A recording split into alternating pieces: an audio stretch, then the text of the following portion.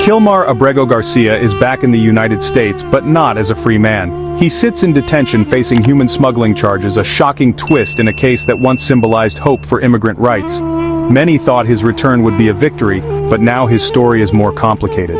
Garcia's supporters fought for his return, believing his deportation was a grave error. Instead of justice, he faces new legal peril and a possible long prison sentence. The government's reversal seemed like an admission of past mistakes, but the celebration was short-lived. Now Garcia is trapped in a system that expelled him accused of a serious crime.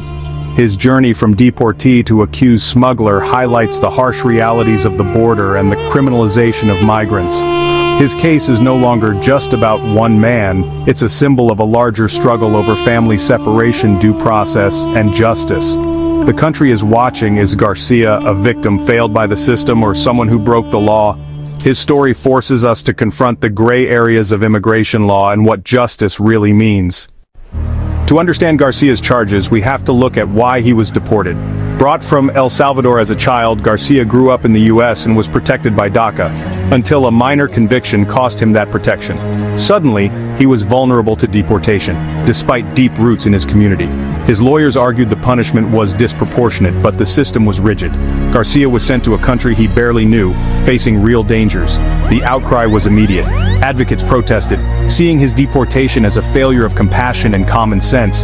His case exposed the system's inability to consider individual circumstances.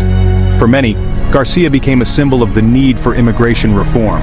The fight was no longer just for him, but for all dreamers at risk of losing everything over a single mistake. In El Salvador, Garcia was a stranger, unemployed, unsafe, and cut off from his life in the US. Desperate, he decided to return like many deportees who risk everything to reunite with family.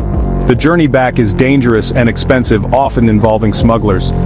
Prosecutors allege Garcia didn't just pay for passage, he helped guide others, leading to smuggling charges.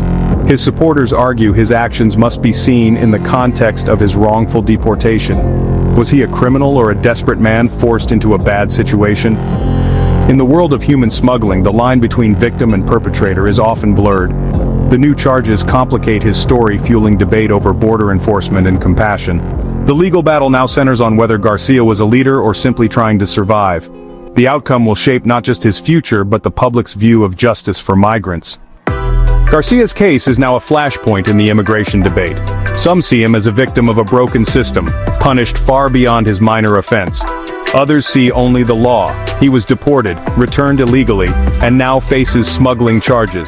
His story forces tough questions about justice, mercy, and the human cost of immigration policy. Can the system be both firm and fair? Can it balance rules with compassion? Garcia's journey exposes the gray areas that defy easy answers. However his case ends, it will echo in the national conversation about who belongs and how the law should treat those who fall through the cracks. His story is a stark reminder. Immigration isn't just about policy, it's about people.